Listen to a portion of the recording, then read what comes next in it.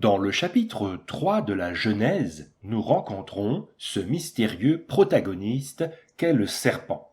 C'est lui qui a provoqué la chute d'Adam et Ève dans le jardin d'Éden.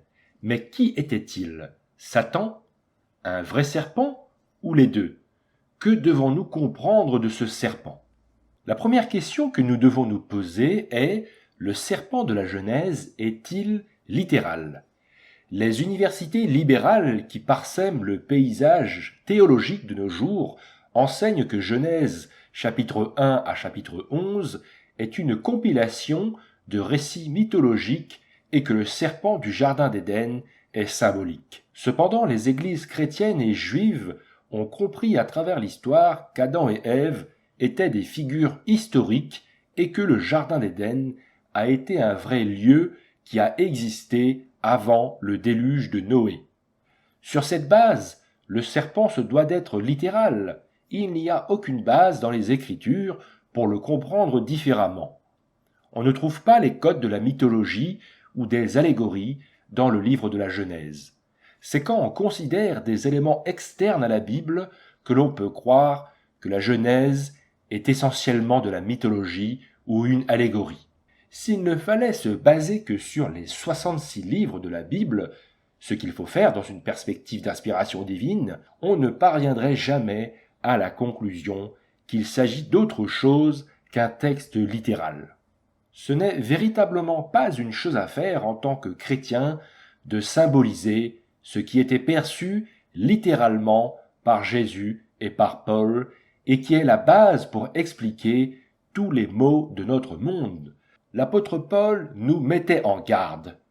Or, j'ai bien peur que vous laissiez votre esprit se corrompre et se détourner de votre attachement sincère et pur à Christ, comme Ève s'est laissée séduire par le mensonge tortueux du serpent. Deuxième question à résoudre. Le serpent du jardin représente-t-il Satan? L'identité du serpent ne contient aucun mystère. Il est clairement identifié en la personne de Satan.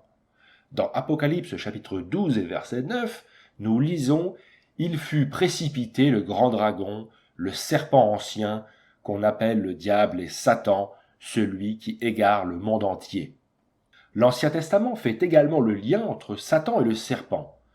Nous le lisons dans Ézéchiel chapitre 28 et verset 13. « Tu étais en Éden, dans le jardin de Dieu. » Satan est bel et bien une personne réelle, un ange, ou plutôt un démon, un être spirituel, et nous le constatons de la bouche de Jésus lui-même dans Luc chapitre 10 et verset 18. « Je voyais Satan tomber du ciel comme l'éclair. » Troisième question. Quelle est la relation entre le serpent et Satan? Il est clair dans les Écritures qu'il y a eu un serpent bien réel dans le jardin.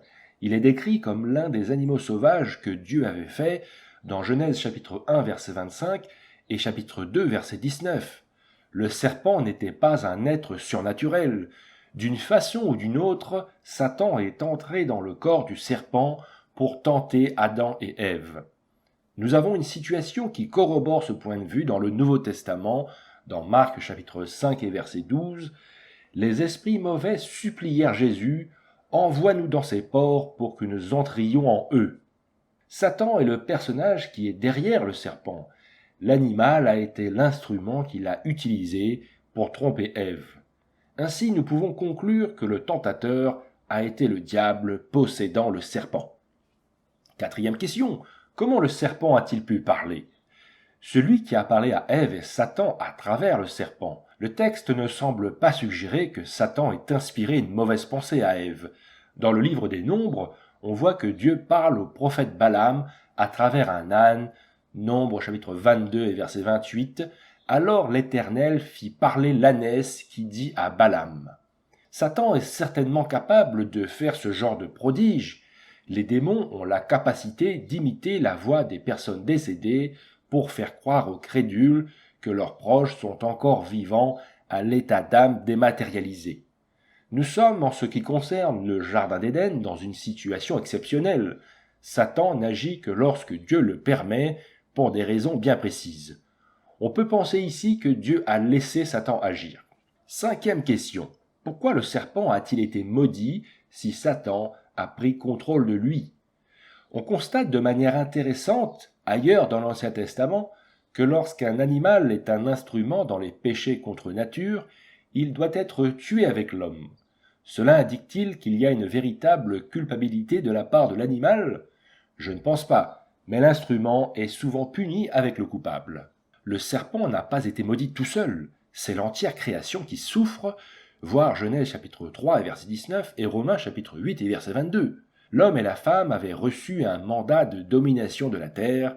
Quand les rois désignés de la création ont péché, c'est toute la création qui a été maudite.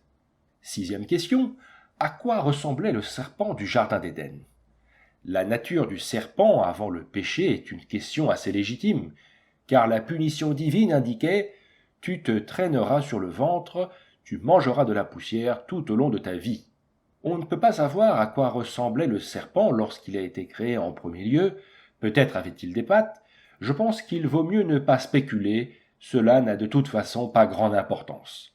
De plus, la malédiction sur le serpent physique reflétait la malédiction réelle sur Satan lui-même. Ramper sur le ventre était une marque de profonde dégradation, comme nous le voyons dans Lévitique chapitre 11 et verset 42, et manger de la poussière était aussi un signe de désespoir, comme nous le voyons dans Michée chapitre 7 et verset 17. 7e question. Pourquoi Dieu a-t-il autorisé Satan à tromper Adam et Ève? Si le jardin d'Éden était le paradis de Dieu, alors pourquoi Dieu a-t-il permis au diable d'entrer dans ce lieu de perfection? Comment Satan a-t-il eu accès à Adam et Ève? À un moment inconnu dans le passé, Satan a décidé de se rebeller contre Dieu. Lorsqu'il l'a fait, il est devenu le diable ou l'adversaire. Il est clair d'après les Écritures que Dieu n'a pas créé le diable. Lucifer est devenu le diable, il s'est corrompu de son propre chef. De toute évidence, Dieu lui a permis d'accéder au jardin. Une situation similaire est trouvée dans le livre de Job, où Satan a dû demander la permission de Dieu pour tester Job. Le Seigneur a permis à Satan de le tenter, mais seulement dans certaines limites. Il serait tentant de voir la permission du mal comme un test de l'humanité, mais il s'agit plutôt d'un choix. Dieu a créé des créatures libres capables de choisir, il ne leur a pas imposé une situation à choix unique. L'amour et les bonnes choses n'existent que parce qu'on peut choisir d'aimer et de faire ces bonnes choses. Si nous étions obligés d'aimer, alors cela ne serait plus de l'amour. La conception divine est parfaite, et nous attendons la venue du Seigneur au dernier jour, lorsque le royaume de Dieu s'installera et que toutes les mauvaises choses seront enfin du passé. Mais avant cela, le diable a encore un rôle à jouer lors de la deuxième résurrection, mentionnée dans Apocalypse chapitre 20. Lorsque les 1000 ans seront écoulés, Satan sera relâché de sa prison, et il s'en ira tromper les peuples des 4 coins de la terre, Gog et Magog. Le mandat de Satan n'est cependant pas éternel. Il sera vaincu et détruit, comme nous le lisons dans Ésaïe chapitre 14, des versets 13 à 15. Tu disais en ton cœur, je monterai au ciel, j'élèverai mon trône bien au-dessus des étoiles divines, je siégerai en roi sur la montagne de l'assemblée des dieux, aux confins du septentrion, je monterai au sommet des nuages, je serai semblable au Très-Haut. Mais te voilà précipité dans le séjour des morts, dans les profondeurs de l'abîme.